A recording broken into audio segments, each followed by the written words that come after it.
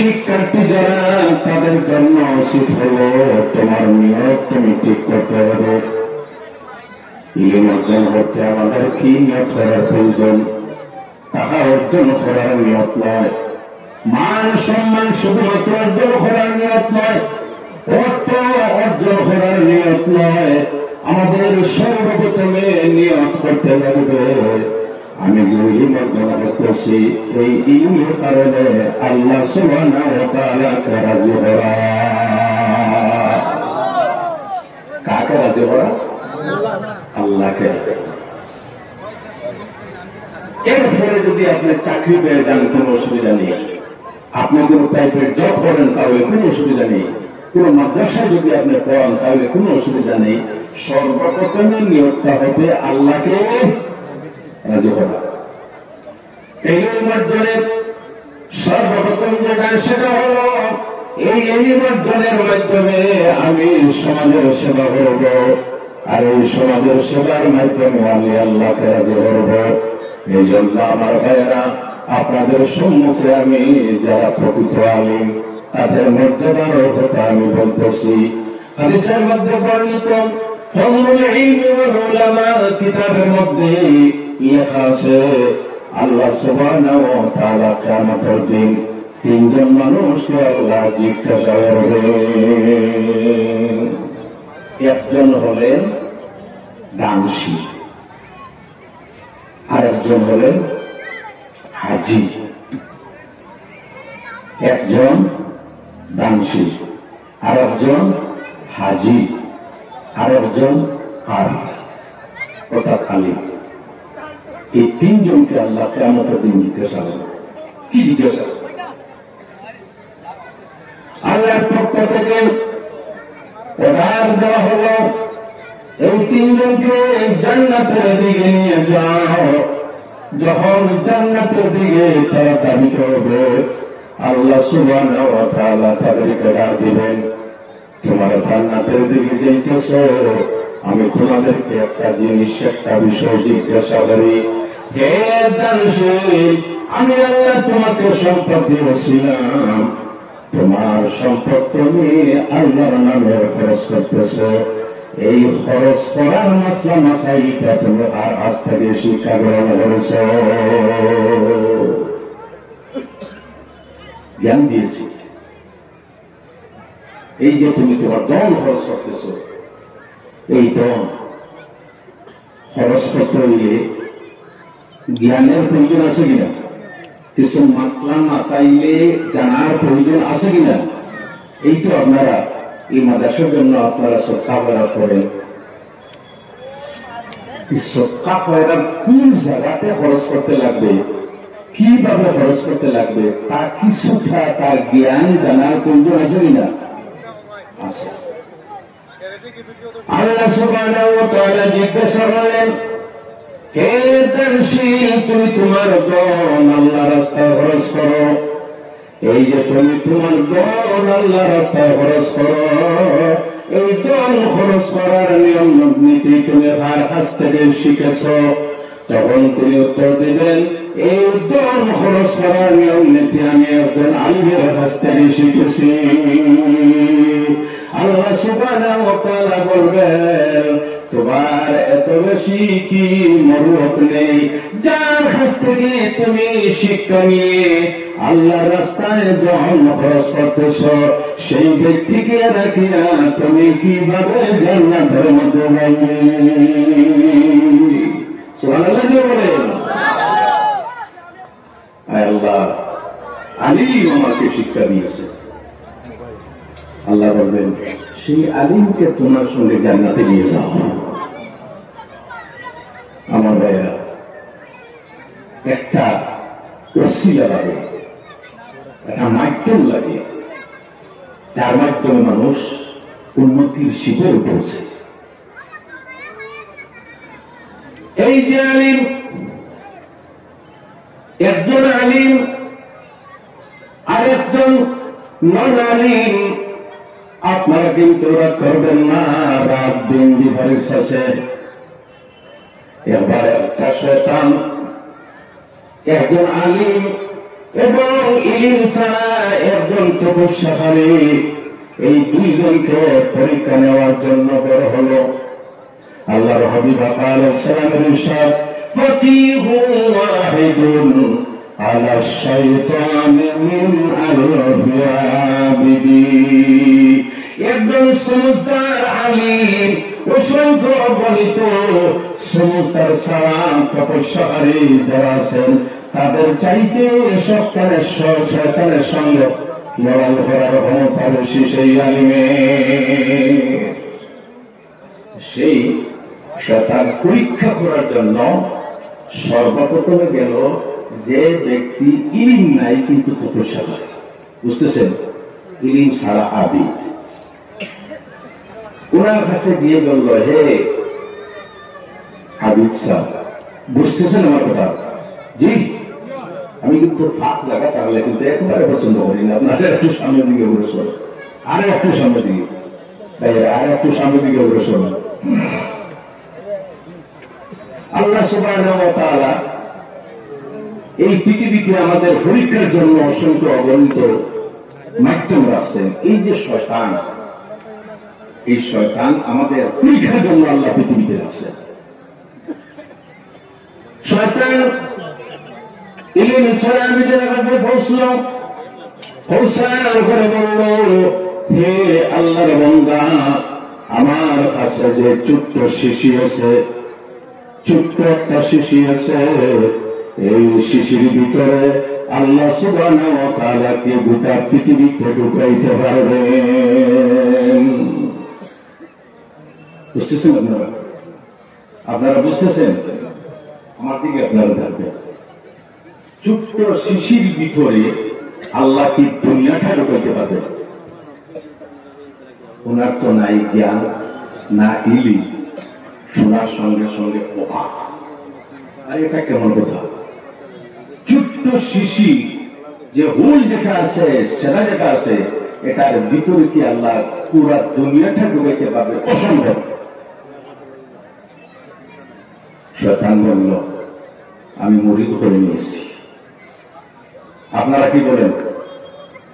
ছোট্ট শিশির ভিতরে আল্লাহ গোটা পৃথিবী ঢুকাইবার ক্ষমতা আছে কিনা?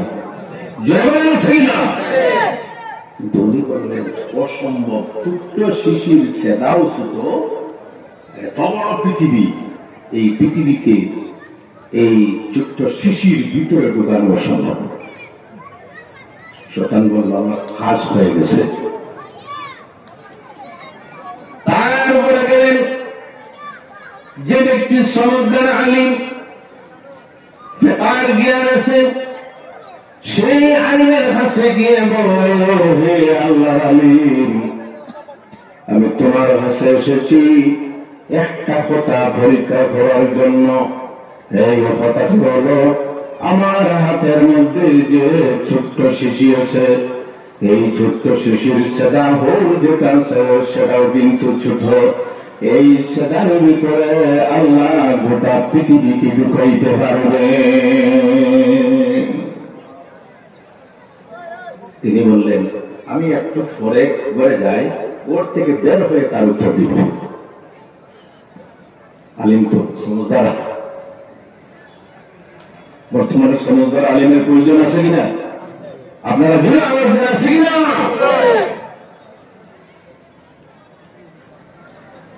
তিনি ঘরে গিয়ে বেতের যে গোল্লা যেটা আছে, গোল্লা বুঝেছেন? লাল যে বেত গোল্লা, সেটার মধ্যে একটু তেল লাগিয়ে গরম করে বের হয়ে শয়তানের গর্দনায় কিছু দিয়ে বললেন, উত্তর নেই। হে শয়তান, তুই বলতেছ এই যে ছোট্ট শিশির সেটা আছে, এটা তো অনেক বড়।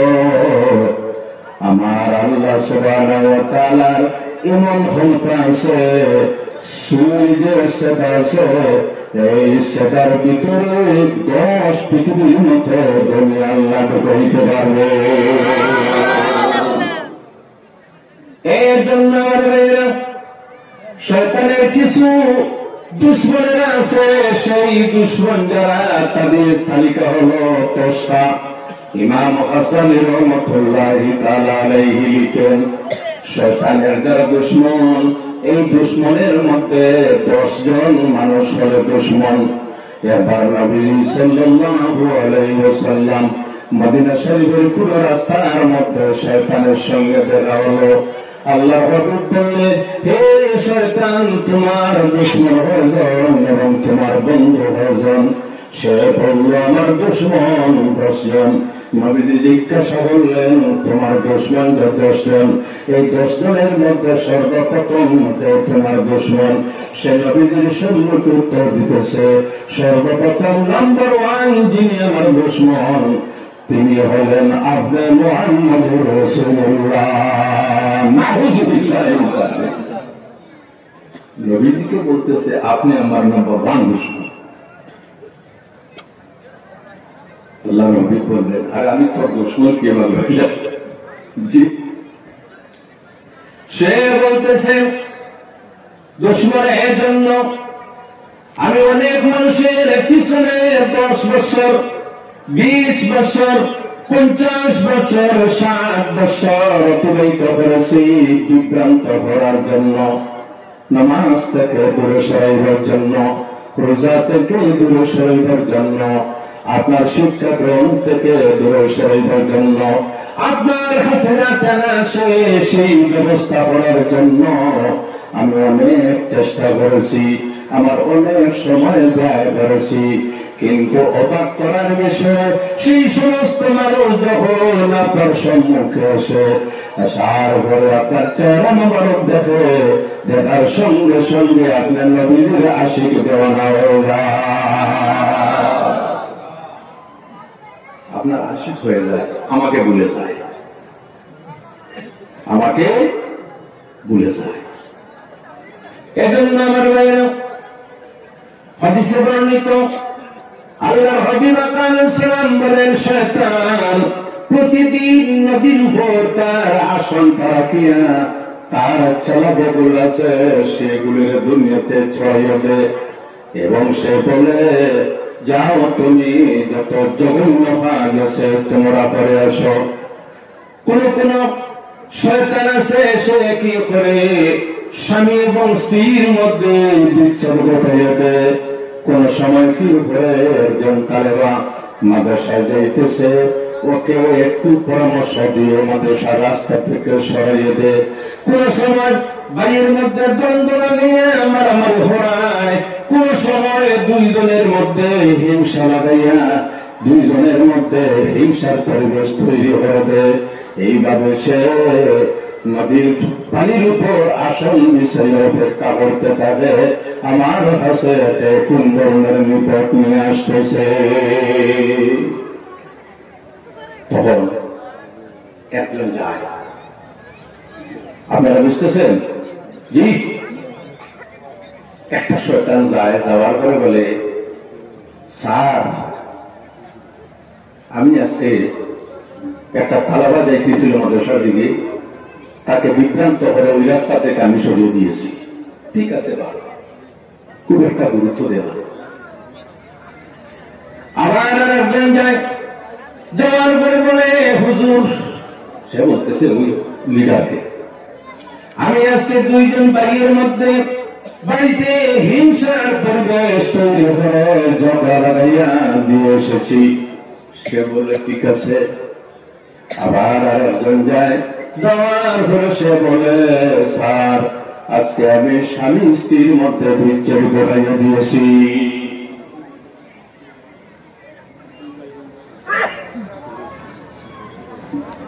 আলহামদুলিল্লাহ, সাহিত্যকার আব্দুল কাইয়ুম, পুলিশ আব্দুল কাইয়ুম আপনাদের এই মাদ্রাসার জন্য 10,000 টাকা দান করেছেন। সুবহানাল্লাহ। আপনারা যাদের দেওয়ার এইভাবে আপনারা দান করবেন, মা বাবার রুল যখন মায়া মা বাবার রুল, তখন কি করেন, এই যে সরকারের লিডার পানির উপর আসন বিছিয়ে বসে আছে, যখন তাকে শোনানো হয়, স্যার আজকে আমি স্বামী এবং স্ত্রীর মধ্যে বিচ্ছেদ ঘটাইয়া দিয়েছি, তখন দাঁড়াইয়া সঙ্গে এবং বলে তুমি সবচাইতে বড় কাজ করেছ। আপনার মনে মনে ভাববেন সবচাইতে বড় কাজ কিভাবে হলো? সে বলতেছে সবচাইতে বড় কাজ এইভাবে হলো, এই স্বামী এবং স্ত্রী মাধ্যমে হয়তো কোন পৃথিবীতে অলিউল্লাহর জন্ম হয়ে যেতে পারে। এই স্বামী এবং স্ত্রীর মাধ্যমে কোন হক্কানি আলিমের জন্ম হতে পারে। এই স্বামী এবং স্ত্রীর মাধ্যমে কোন হক্কানি কারি সাহেবের জন্ম হতে পারে। এই স্বামী এবং স্ত্রীর মাধ্যমে বড় ধরনের কোন অলিউল্লাহ জন্ম হতে পারে। এর জন্য স্বামী স্ত্রীর মধ্যে বিচ্ছেদ ঘটিয়ে দিলাম, আর এই তাদের জন্ম নেওয়ার আর কোন ক্ষমতা নাই। এর জন্য আমার ভাইরা বর্তমান যুগে হক্কানি আলিমের প্রয়োজন আছে। যতদিন পর্যন্ত আল্লাহর হাবিব আলাইহিস সালামের ফরমান ফজলুল আলিমি আলাল আবিদ কাফজি আলা আদনাকুম, আল্লাহর হাবিব বলেন একজন আলিম এবং আবিদের মধ্যে সম্পর্কটুকু আমি রাসূলুল্লাহ এবং সাধারণ মানুষের মধ্যে যে সম্পর্কটুকু। আমার ভাইয়েরা হক্কানি ওলামায়ে কেরামের এই পৃথিবীতে দরবার আছে। সর্বপ্রথমে তালবা যারা আছেন ইলম অর্জনকারী যারা, তাদের দরখানি যে বিষয় সেটি হলো তোমার নিয়তটা তুমি ঠিক করতে লাগবে। আমার ভাইয়েরা নিয়ম যদি সঠিক না হয় তাহলে পুরো কাজের কিন্তু সওয়াব পাওয়া যায় না। আল্লাহর হাবিব আলাইহিস সালাম বলেন ইন্নামাল আমালু বিন্নিয়াত, আমলের দায়িত্ব নিয়তের উপর। কোরআন শরীফে আল্লাহ সুবহানাহু ওয়া তাআলা ইরশাদ করেন, যাদের জানা আছে আমার সঙ্গে তেলাওয়াত করো, ইন্না সালাতি ওয়া নুসুকি ওয়া মাহইয়ায়া ওয়া মামাতি লিল্লাহি রাব্বিল আলামিন। ইন্না সালাতি, নিশ্চয় আমার নামাজ, ওয়া নুসুকি আমার কুরবানি, আমার জীবন, আমার মরণ সমস্ত আল্লাহ সুবহানাহু ওয়া তাআলার জন্য। গতিকে আমার ভাইরা নিয়ম ঠিক থাকলে প্রত্যেকটা জিনিসের মধ্যে সওয়াব পাওয়া যায়। রাজি আছেন আপনারা নিয়ম ঠিক করতে? যে আওয়াজ দেন আমার ভাইরা, কিভাবে নিয়ম ঠিক করব? এর মধ্যে একটা হাদিস আমি বলি, মিশকাত শরীফের মধ্যে আছে, নিয়ত যদি ঠিক থাকে তাহলে সব কাজের মধ্যে আপনি সওয়াব পাইবেন। এমনকি আল্লাহর হাবিবের ইরশাদ, হাত্তা লুকমাতাল্লাতী তারফাউহা ফি ফাইহি ইমরাতি, যদি কোন মানুষ তার স্ত্রীর মুখের মধ্যে খুশি হয়ে এই কথা নিয়ত করে যে আমি আমার বিবির মুখের মধ্যে আমি রিজেক দিয়ে দিতেছি, সে যদি উঠাইয়ে দেয় আরো আল্লাহ সওয়াব দান করেন। দিলে বলুন সুবহানাল্লাহ। মিশকাত শরীফের হাদিস, কিয়ামতের দিন তিনজন মানুষকে আল্লাহ ডাক দেবে। আগের তিনজন বাকি হয়ে গেছে, আবার তিনজনের কথা বলতেছে। তিনজন মানুষকে আল্লাহ ডাক দেবেন। সর্বপ্রথমে ধনী যে ব্যক্তি, সেই ব্যক্তিকে আল্লাহ ডাক দিয়ে বলবেন, আমি তোমাকে দন দিয়েছিলাম, তোমার দন তুমি কোন হাজারের মধ্যে লাগিয়েছ? কোরআন শরীফে আল্লাহ সুবহানাহু ওয়া তাআলা ইরশাদ করেন, ইন তুবদুস সাদাকাতি ফানি'মাহি ওয়া ইন তুখফুহা ওয়া তু'তুহাল ফুকারা ফাহুয়া খায়রুল লাকুম। সদকা করে প্রকাশ্য দিতে পারো এবং গোপনে দিতে পারো, কোনো অসুবিধা নেই। যদি আপনি গোপনে দান করেন তাহলে সেটা আল্লাহর কাছে সবচেয়ে উত্তম। তবে প্রকাশ্যে দেওয়াটা কোনো গুনার কাজ নয়। আপনার প্রকাশ্যে দেওয়ার মধ্যে যদি আরেকজন ব্যক্তি উদ্বুদ্ধ হয়ে যদি আল্লাহর রাস্তায় দান করে, তাহলে আপনার দানের কারণে আরেকজন ব্যক্তি দানশীল হয়ে গেল। এজন্য আল্লাহ জিজ্ঞাসা করতেছেন, হে দানশীল, হে ধনী, আমি তোমাকে দন দিয়েছি, তোমার দন কোন কাজে তুমি ব্যয় করেছ? তিনি বলতেছেন, আল্লাহ, অমুক জায়গায়, অমুক মাদ্রাসায়, অমুক মসজিদে, অমুক মুকামে, অমুক রাস্তায় আমি দান করেছি। আচ্ছা আমার ভাইরা যারা কর্মী, ওনার দলের উপর শুধুমাত্র ওনার অধিকার না, না, যে ব্যক্তি দলে, সেই দলে ব্যক্তির দলের উপর শুধুমাত্র ওনার অধিকার নয়। কোরআন শরীফে আল্লাহ সুবহানাহু ওয়া তাআলা ইরশাদ করেন, ওয়া ফি আমওয়ালিহিম হাক্কুল লিস-সাইলি ওয়াল মাহরুম। দলের মধ্যে বঞ্চিত যারা আছেন এবং সওয়ালকারী যারা আছেন তাদের অধিকার রয়েছে। আল্লাহ জিজ্ঞাসা করতেছেন, স্বয়ং তোমাকে দন দিয়েছিলাম, তুমি দন কোথায় ব্যয় করেছো? তিনি উত্তর দিতেছেন, আল্লাহ অমুক জায়গায়, অমুক মাদ্রাসায়, অমুক মসজিদে, অমুক মুকামে, অমুক রাস্তায় আমি দন খরচ করেছি। আল্লাহ সুবহানাহু ওয়া তাআলা বলতেছেন, তুমি যা দন খরচ করেছো আমি আল্লাহর সন্তুষ্টি অর্জনের উদ্দেশ্যে নয়। দুনিয়ার মানুষ তোমাকে ধনী বলবে, এজন্য তুমি দান খরচ করেছো। পৃথিবীর মানুষ তোমাকে দানশীল বলবে, এজন্য তুমি দান খরচ করেছো। তোমার নিয়তটা ছিল নাম অর্জন করার জন্য, যার নাম পাওয়ার পৃথিবীতে তুমি নাম অর্জন করে ফেলেছো।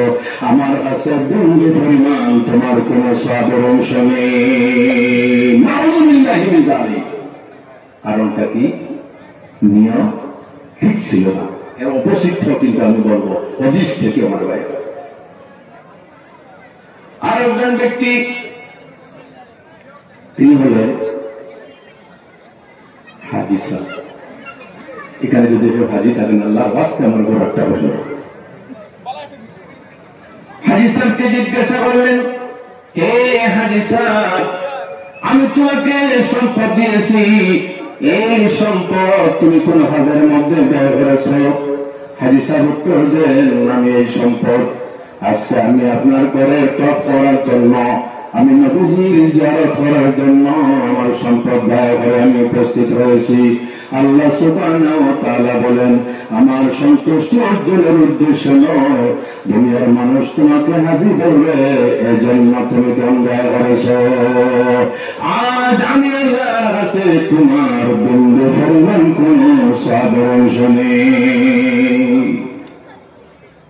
আরেকজন বীর বাহাদুর, সেই বাহাদুর ব্যক্তিকে আল্লাহ জিজ্ঞাসা করবে, হে বাহাদুর ব্যক্তি, আমি তোমাকে বাহুবল দিয়েছিলাম, আমি তোমার দেহবল দিয়েছিলাম, তোমার বাহুবল দেহবল তুমি কোন কাজের মধ্যে ব্যয় করেছ? সে উত্তর দিবে, আল্লাহ যুদ্ধের ময়দানে গিয়ে আমি আমার আত্মবলিদান করেছি, আমি নিজে শাহাদাত বরণ করেছি। আল্লাহ সুবহানাহু ওয়া তাআলা বলেন, তোমাকে দুনিয়ার মানুষ বাহাদুর বলার জন্য, বীর বলার জন্য করেছে, আমার সন্তুষ্টি অর্জনের উদ্দেশ্য করে নাই। গতিকে আজকে আমি আল্লাহর কাছে তোমার বিন্দু পরিমাণ কোন সওয়াবের অংশ নেই। তার থেকে আমরা বুঝতে পারলাম আমার বুজুর্গগণ, সর্বপ্রথম যেটা সেটা হলো আমাদের নিয়ত আমাদের ঠিক করতে লাগবে। এই হাদিস থেকে আমরা কি শিক্ষা পাইলাম? আমাদের নিয়ত কিন্তু আমাদের ঠিক করতে লাগবে। যদি বলেন কোনটা ঠিক করতে লাগবে, আবার যদি বলেন কোনটা ঠিক করতে লাগবে, নিয়ত। এখন আমি আবার মিশকাত শরীফের আর একটা হাদিস বলি। একজন মানুষ সে নিয়ত করেছে, আমি খয়রাত করবো, কিন্তু দুনিয়ার কোন মানুষ যাতে জানতে পারে না। এইভাবেও মানুষ আছে, জি, গোপনে গোপনে দান করে, নাম প্রচারটা পছন্দ করেন না। সেই ব্যক্তি মনে মনে ভাবলেন, আমি আল্লাহর রাস্তায় খয়রাত করবো, কিন্তু দুনিয়ার কোন মানুষ যাতে জানতে পারে না। তিনি রাত্রে বড় হলেন, বড় হওয়ার পরে আল্লাহ রাস্তায় খয়রাত করে যখন বাড়িতে গেলেন, বাড়িতে যাওয়ার পরে সকালে চতুর্দিকে প্রচার হয়ে গেল, আল্লাহর বান্দা খয়রাত করেছে, কিন্তু একজন চুর মানুষের হাতে তার খয়রাতটা পৌঁছে গেছে। আর হাতে যে বলেন, আর হাতে। আচ্ছা, আপনারা কোনদিন ইচ্ছা করে কোন সুরের হাতে খয়রাত দিবেন? জি, জান গেল কেউ সুরকে বলে শ্রদ্ধা করা দেবে না, ঠিকই না? সে ভাবল হায় আফসোস, আমার এই সৎকাটা বরবাদ হয়ে গেল, আজ রাত আমি বাইরে। দ্বিতীয় রাত্রে বাইরে হলেন, বাইরে হওয়ার পরে খয়রাত করে বাড়িতে গেলেন। যাওয়ার পরে সকালে চতুর্দিকে প্রচারিত হয়ে গেল আল্লাহর বান্দা খয়রাত করেছে, কিন্তু একজন ধনী ব্যক্তির হাতে তার খয়রাতটা পৌঁছে গেছে। আফসোস হয়ে বলল, হায় দ্বিতীয় দিন বের হয়েছিলাম গোপনে খয়রাত করার জন্য, কিন্তু আমি রাত্রে দেখি নাই ধনী মানুষের হাতে আমার খয়রাতটা পৌঁছে গেছে, আমার দ্বিতীয় রাত্রের খয়রাতটা বরবাদ হয়ে গেল। আবার তৃতীয় রাত্রে বাইর হলো, মানে মানে এই ভাবিয়া যে আজ সঠিক মানুষের কাছে আমার খয়রাতটা আমি পৌঁছে দেব। আল্লাহর বান্দা তৃতীয় রাত্রে বাইরে হলো খয়রাত করার জন্য, কিন্তু যখন খয়রাত করে বাড়িতে গেল সকালে চতুর্দিকে প্রচারিত হয়ে গেল আল্লাহর বান্দা খয়রাত করেছে, কিন্তু একজন বিচারিনি অর্থাৎ জিনাকারিনী মেয়ে লোকের হাতে তার খয়রাতটা পৌঁছে গেছে। হায় আফসোস, খয়রাত মনে মনে তিনটা কি হয়েছে? বরবাদ হয়ে গেছে। আপনারা বলুন, তিন খয়রাত কি হয়েছে? বরবাদ। বাড়িতে গেছে, যাওয়ার পরে আল্লাহর বান্দা যখন রাত্রে ঘুমাইল, আফসোস করতেছে আমার কাছে আর টাকা নেই, হলি নেই, সৎকা খয়রাত করবো। আমি 3 রাতে সৎকা খয়রাত করেছিলাম, কিন্তু আমার সৎকা খয়রাত বরবাদ গেল। আমি এখন কি করব? আল্লাহর বান্দা রাতে ঘুমন্ত অবস্থায় ফেরেশতার মাধ্যমে সুসংবাদ শুনে আল্লাহর ফেরেশতারা সুসংবাদ দিতেছে, আল্লাহর বান্দা তোমার 3 রাতের খয়রাতটা আল্লাহ সুবহানাহু ওয়া তাআলা তার কুদরতের হাতের মধ্যে গ্রহণ করে নিয়েছে। আল্লাহ তার কুদরতি হাতের মধ্যে গ্রহণ করে নিয়েছে। আমি তো জানলাম 3টা খয়রাত 3 জন অনুমোদিত মানুষের কাছে গিয়ে পৌঁছে গেছে, আর ওই ব্যক্তি আল্লাহ 30টা আমাকে সুসংবাদ দিচ্ছেন যে 3 রাতের খয়রাতটা আল্লাহ কুদরতি হাতে গ্রহণ করে নিয়েছে। জানতে চাইল আমার প্রথম রাতেও খয়রাত একজন চোর মানুষের হাতে পৌঁছিল, কিভাবে আমার খয়রাতটা গ্রহণ করা হইল? আল্লাহর তরফ থেকে 30টা উত্তর দিতেছিলেন, বান্দা তোমার প্রথম রাতের খয়রাত যখন একজন চোর মানুষের হাতে পৌঁছল, সেই চোর মানুষটি তোমার খয়রাত লাভ করে ওই রাতে আর কোন মানুষের ঘরে চুরি হইতে ঢুকে নাই। চুরি থেকে বিরত করার কারণে আল্লাহ সুবহানাহু ওয়া তাআলা তোমার খয়রাত গ্রহণ করে নিয়েছেন। সুবহানাল্লাহ। এইভাবে আমার ভাইরা নেকির কাজ করলে যেভাবে সওয়াব আছে, নামাজ পড়লে যেভাবে সওয়াব আছে, রোজা রাখলে যেভাবে সওয়াব আছে, হজ করলে যেভাবে সওয়াব আছে, এইভাবে গুনার কাজ থেকে যদি কোনো মানুষ বিরত করে তাহলে আল্লাহ সুবহানাহু ওয়া তাআলা ডবল সওয়াব দান করেন। কুরআন শরীফের মধ্যে আল্লাহ সুবহানাহু ওয়া তাআলা ইরশাদ করেন, ওয়ালিমান হাযা মাকাম রাব্বিহি জান্নাতান, যে ব্যক্তি আল্লাহর সম্মুখে উপস্থিতি করে গুনার কাজ থেকে বিরত করে আল্লাহ সুবহানাহু ওয়া তাআলা সেই ব্যক্তির জন্য 2টা জান্নাত রাখছেন। সম্মানিত হাজিরিন, কি বলবো? একবার গৌসে আজম আব্দুল কাদের জিলানী রহমাতুল্লাহি তাআলা আলাইহি সবচাইতে বড় ওলিউল্লাহ, উনার ঘরে চোর ঢুকে গেছে। কার ঘরে? পীর সাহেবের ঘরে। যে বলেন কার ঘরে? পীর সাহেবের ঘরে। আরে হ্যাঁ, পীর সাহেব ছাড় নাই। মনে মনে ভাবছে যে গৌসে আজমের খেদমতে কত ধরনের উপহার আছে, কোন কিছু যদি নাও পাই তাহলে কিছু তো মজার খাদ্য পাইব, পেট ভরে খেয়ে বের হব। ঢুকছে উনার ঘরে। হায় হায়, তিনিও কিন্তু বড় দানশীল ব্যক্তি। চোর যখন ঘরে ঢুকল, ঘরে ঢুকার ঘরে দেখে ঘরের মধ্যে কোনো কিছু নেই, ঘর বিলকুল সাফ, কোনো খাদ্য নেই, কোনো সম্পদ নেই, কোনো টাকা নেই, কোনো ঘড়ি নেই। মনে মনে ভাবলো যান বাসাইকে তাড়াতাড়ি ঘর থেকে বাইর হই। কিন্তু যখন ঘর থেকে বের হয়ে দরজার সম্মুখে এসে সঙ্গে সঙ্গে অটোমেটিকলি দরজা বন্ধ হয়ে যায়। সুবহানাল্লাহ বলেন।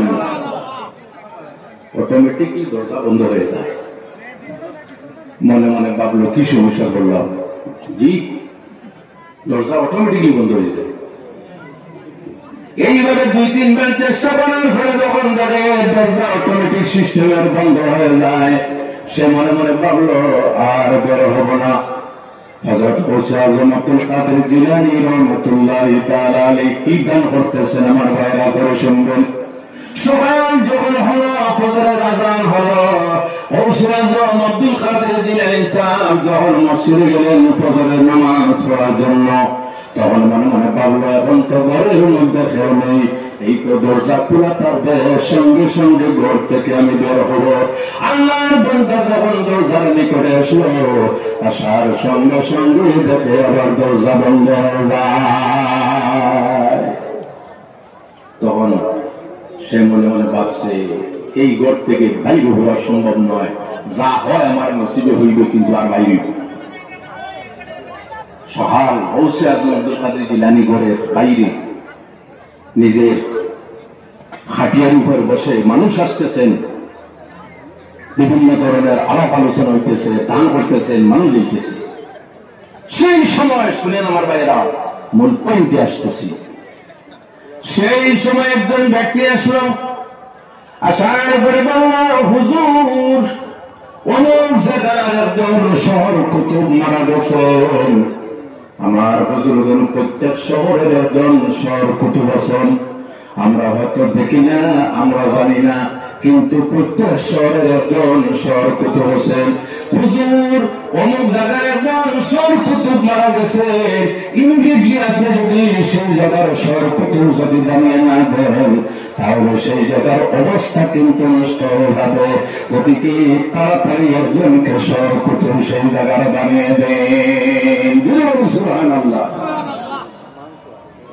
তখন তিনি বললেন বর্তমানে আমার কাছে তো কোনো মানুষ নেই সেই জায়গার শহর কুতুব বানিয়ে দেওয়ার জন্য। একজন মেহমান আমার ঘরের ভিতরে আছে, এই মেহমানের নাম কি? একটু জুড়ে আওয়াজ দেন, মেহমানের নাম কি? সুর।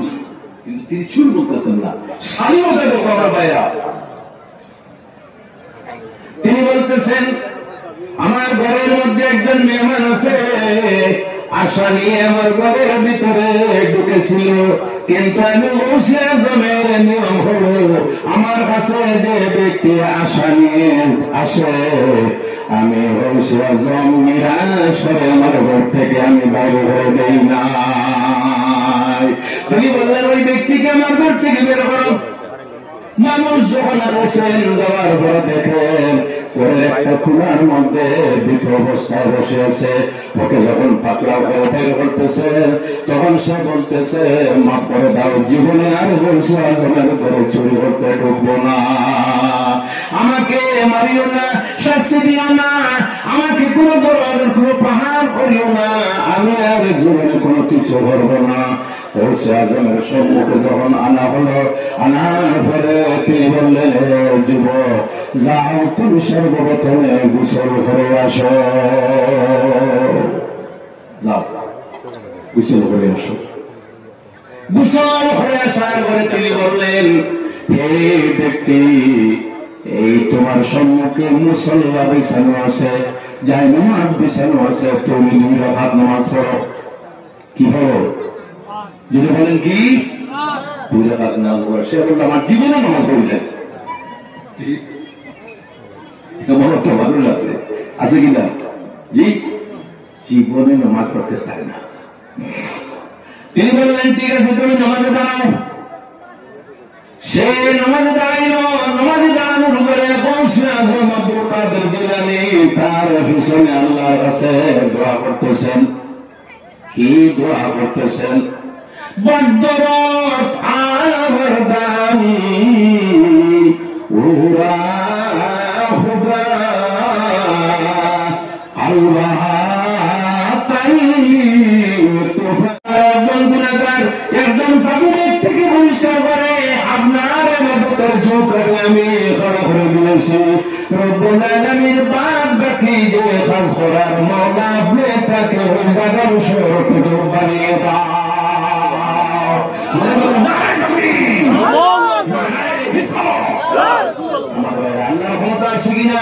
একজন পাপী মানুষকে আল্লাহ ওলি বানিয়ে দিতে পারেন, এই ক্ষমতা আল্লাহ আছে কিনা? এজন্য ওলিউল্লাহ প্রকৃত যারা তাদের নিকট আমার দাঁড়ায়। যাই হোক, বলতেছিলাম ইলমের দাম আছে। ইলম হলো একটা আলো, সে নিজে আলোকিত এবং এই ইলম যে অর্জন করেন তিনিও আলোকিত হয়ে যান। আমার টাইম একেবারে শেষ হওয়ার পথে, আমি একটু স্পেড বেশি করে নিয়েছি। যাই হোক, কিন্তু কমপ্লিট করা সম্ভব হবে না। যদি ইনকমপ্লিট থাকে তাহলে আল্লাহর ওয়াস্তে আপনারা কিন্তু আর পাবেন না। হইতে পারে কোন একটা বিষয় বুঝাইতে হইলে একটু স্প্রেড করিয়ে আনতে লাগে, এখন কিন্তু বিষয় আটানো সম্ভব নয়। সারাংশ হল আমার ভাইয়েরা, বর্তমান পৃথিবীর মধ্যে এইভাবে কওমি মাদ্রাসার দরকার আছে কিনা? জনগণের আছে কিনা? সেই মাদ্রাসা থেকে আমাদের আলিম তৈরি করার দরকার আছে কিনা? আমি কিন্তু খুলে বলতে পারতেছি না। আলিম, উপযুক্ত আলিমের দরকার আছে, উপযুক্ত আলিমের দরকার আছে, উপযুক্ত কারি সাহেবের দরকার আছে, উপযুক্ত হাফিজ সাহেবের দরকার আছে, উপযুক্ত মুয়াজ্জিনের দরকার আছে, উপযুক্ত খাদিম সাহেবের দরকার আছে, উপযুক্ত ইমাম সাহেবের দরকার আছে। প্রত্যেক বিভাগে আমাদের উপযুক্ত মানুষের দরকার আছে, আছে কিনা আমার ভাইরা? আল্লাহ সুবহানাহু ওয়া তাআলা এইভাবে মাদ্রাসা থেকে উপযুক্ত আলিম যাতে বাইর করার যোগ্যতা যারা পড়ান, যারা মুতাদাররিসিন کرام আছেন, তাদেরকে আল্লাহ ক্ষমতা দেন। সেটা বলেন আল্লাহুম্মা আমিন। আমার বুজুর্গগণ, আমি টাইমের কিন্তু বড় পাবন্দ থাকি। আমি টাইম থেকে কিন্তু এদিক সেদিক হই না। আমার টাইম শেষ হয়ে গেছে। আমি আপনাদের কাছ থেকে সংক্ষিপ্ত একটা দোয়া নিই আপনাদের কাছে। আগে বলা হয়েছিল, আমিও আপনাদের কাছে বলতেছি, আপনারা যদি কোনো কিছু দান করতে চান, আশা তো আপনাদের দিল এই মাদ্রাসার দিকে আছে। আপনারা যদি কোনো কিছু দান করতে চান তাহলে আপনারা একটু একটু দান করেন আর দোষী করেন।